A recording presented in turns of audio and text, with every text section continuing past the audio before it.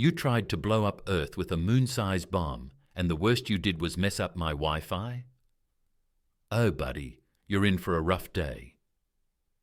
General Holt leaned back in his chair, cracking his knuckles as he studied the jittery transmission from the Tsar Kilian War Council. Their gelatinous leader, a creature resembling an overcooked octopus, pulsated with nervous indignation. "Human," the Tsar Kilian snarled, its voice bubbling like soup left to boil too long. "Your primitive technology cannot grasp the magnitude of what has occurred. Your planet is doomed." Holt took a bite of a protein bar that had been sitting on his desk for at least a week. He chewed slowly, watching the alien struggle to appear menacing. "Yeah, about that," he said, crumbs falling onto his uniform. "You dropped a bomb on us, and missed. You hit the moon, which was a nice try, but, we don't live there." He leaned forward. "And even if you'd hit Earth, we'd have gotten real mad. And I don't think you understand how bad that would be for you." The Tsaran twitched. "You will surrender." Holt chuckled. "We're humans. We don't do that." He pressed a button on his desk. "Hey, Thompson, show them what they actually did." A second screen lit up, revealing the aftermath, the moon, or at least what remained of it. The Tsar Kilians had obliterated half, leaving debris floating in space. The best part? The explosion had sent massive chunks of lunar rock hurtling toward the Tsaran war fleet. Holt gestured toward the screen. "You didn't destroy Earth. You handed us free ammunition. Our boys are out there right now duct-taping rocket boosters to moon debris." He grinned. "We're about to throw your own mess right back at you." The Tsaran warlord flinched as another human voice chimed in off-screen. "General, we just finished turning the biggest rock into a guided missile. We named it the Reckless Abandon. Fire now, or let it marinate in space a bit?" Holt considered. "Let's give them a moment to reflect on their choices. Then full send." The Tsaran warlord made a gurgling sound, likely their version of a gasp. "You cannot. This is impossible. Our fleet is the strongest in the galaxy." Holt shrugged. "So is my grandma's casserole. Doesn't mean anyone survives it." The warlord clicked frantically, turning to its advisors, who looked equally horrified. Holt caught their screen reflections, showing the incoming lunar projectiles, now modified with human ingenuity. Engines, guidance systems, and in one case, a crude drawing of a flexing human. "You fear nothing," the warlord muttered. "Not true," Holt corrected. "We fear running out of coffee. We fear stepping on a Lego barefoot. And we fear the guy in accounting, who remembers every debt down to the cent. But you now—" The warlord twitched again, its tentacles coiling in distress. "All right, fun chat," Holt said, stretching. "Fire when ready, boys." The Tsar Kilians erupted into panicked screeching. Holt muted them and watched the screen as the Reckless Abandon roared to life, its massive bulk speeding toward the alien fleet. "Thompson," Holt called out, "give me an impact estimate." "About 30 seconds, Thompson replied, "unless the Tsaris figure out how to unexist a boulder the size of Australia." "They won't," Holt said confidently. The warlord flailed in the silent transmission, undoubtedly screaming for his forces to retreat. The Tsaran had shields, yes, but they were built for absorbing energy weapons. A 100-million-ton slab of angry moon was a different matter. "Hey, tell me when it hits," Holt said.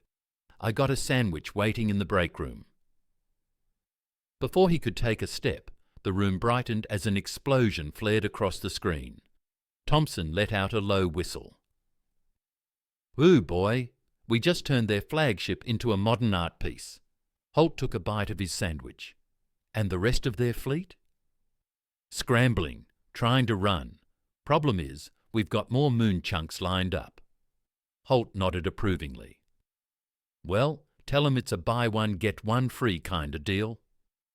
As another moon-powered missile roared toward the retreating Tsar Kilian forces, Holt sat back down and reopened the transmission. The warlord was still there, staring in utter disbelief. "All right, new terms," Holt said, chewing. "You're going to surrender, right?" The warlord just trembled. "That's a yes," Thompson helpfully supplied. "Great," Holt said.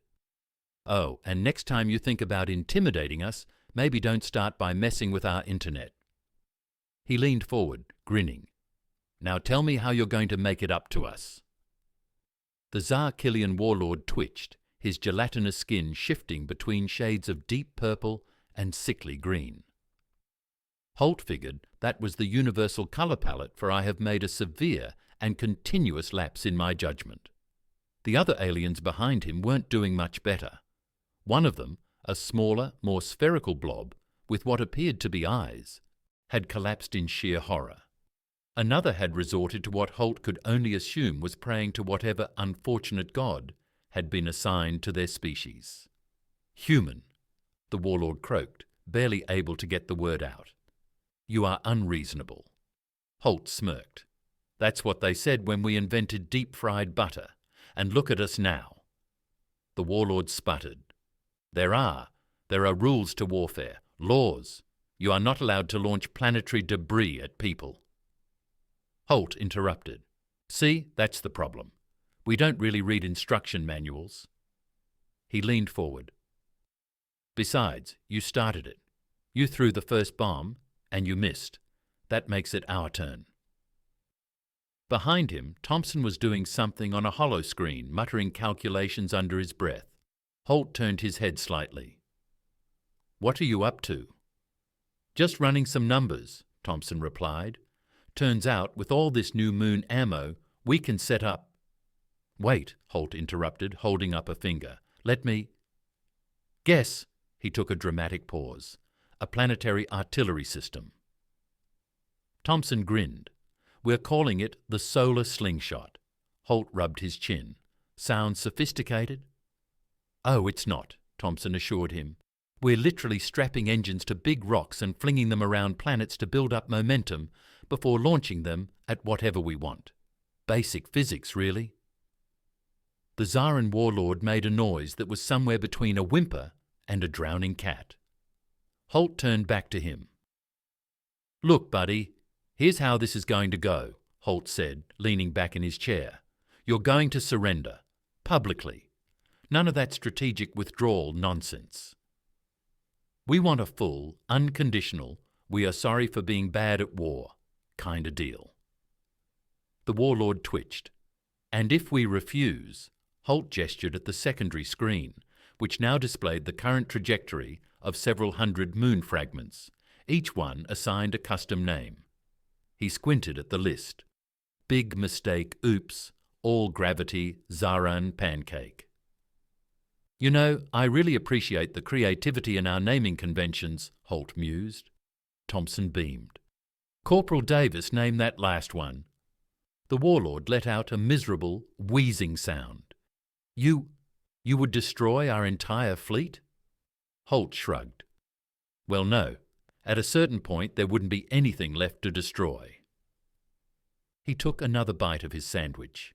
"And to be fair, we haven't even deployed the more, creative strategies yet." The warlord stared at him, and Holt could see curiosity overriding the sheer terror in his gelatinous face. "Creative?" "Oh yeah," Holt said, wiping some crumbs from his uniform. "See, humans love fighting. We've been doing it since we figured out that sharp rocks are better than fists. But do you know what we love even more than fighting?" The warlord's voice was weak. "I am afraid to ask." "Winning," Thompson supplied.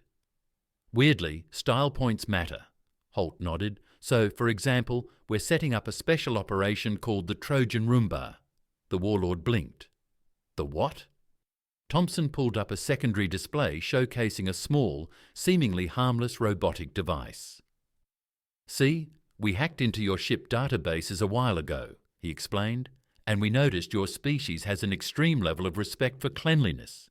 You basically worship sanitation. So we're sending you this." The warlord twitched again, trying to process the information. Cleaning device?" A cleaning device loaded with subatomic destabilizers, Holt clarified. It's very polite, though. Says please before detonating. The warlord gurgled in horror.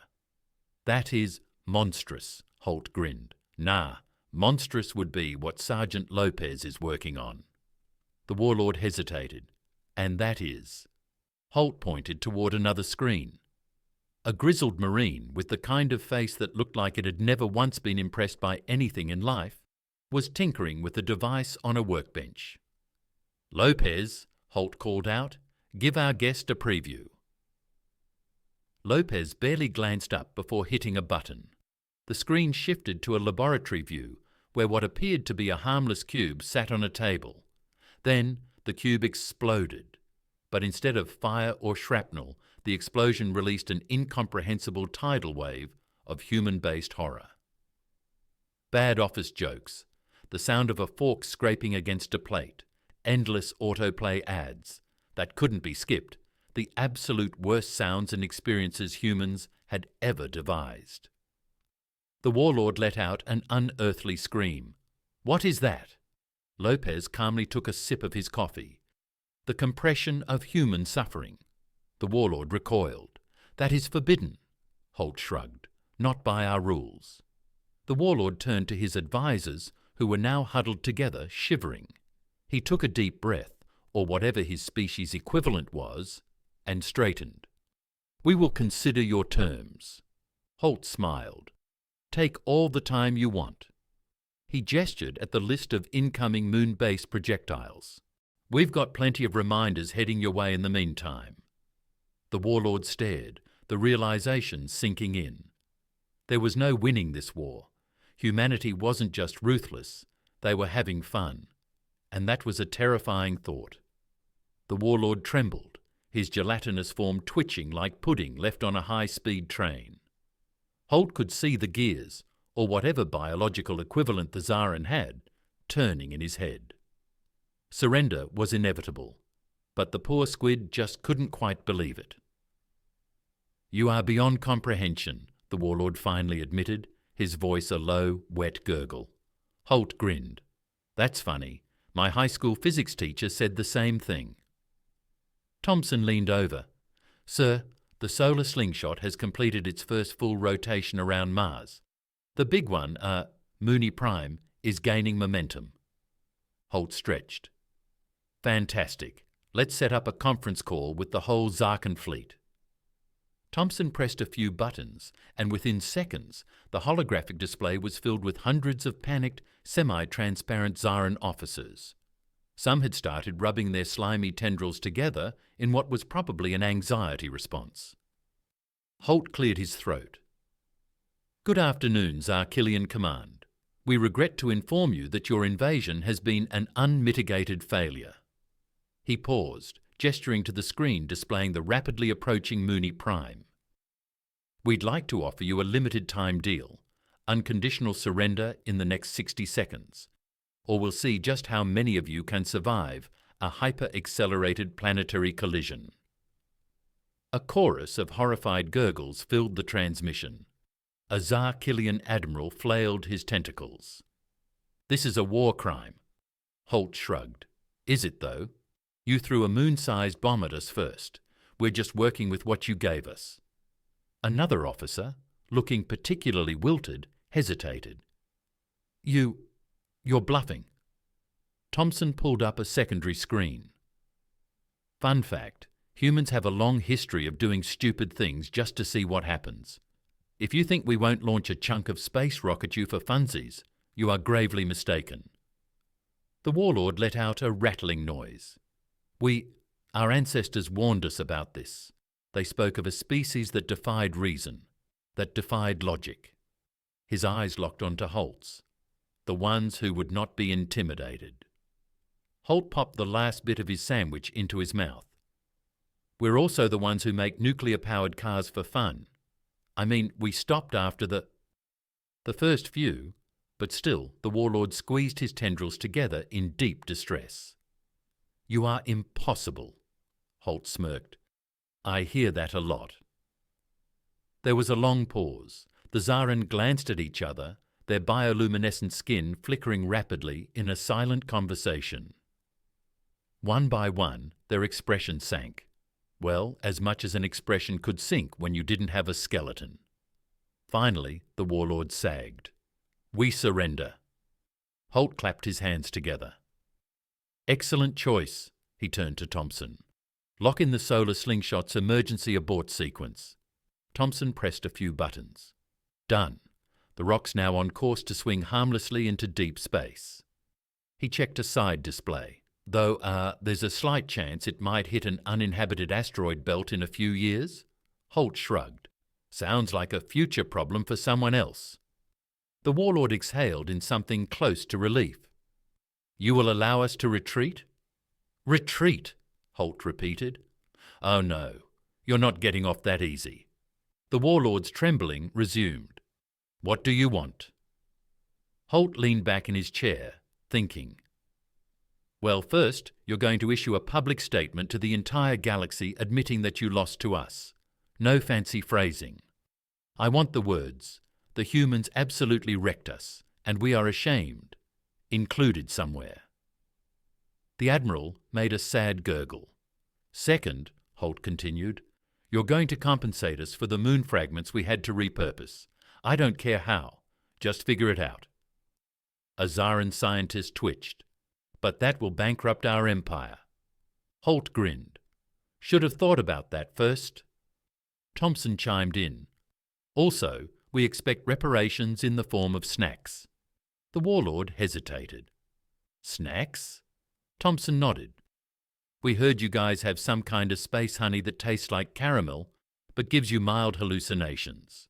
We want some." The warlord gave a slow nod. "That is a reasonable demand." Holt stood, stretching. "Fantastic. Oh, and one more thing. If you ever think about coming back to Earth, just remember." He gestured to the screen displaying the long list of still unused moon chunks. "We've got plenty more rocks." The Zaran fleet transmitted their surrender 5 minutes later. The galactic community, upon receiving word that the terrifying war fleet of the Zaran Empire had been thoroughly humiliated by a bunch of rock-throwing lunatics, collectively decided that humans were best left alone. A week later, Holt sat in his office, enjoying the first shipment of space honey. "Not bad," he mused, dipping a cracker into the golden substance. Thompson, watching a new asteroid being retrofitted for future planetary defense, shrugged. "Want me to aim the next one at a moon, just for fun?" Holt considered it. "Yeah, let's keep them on their toes."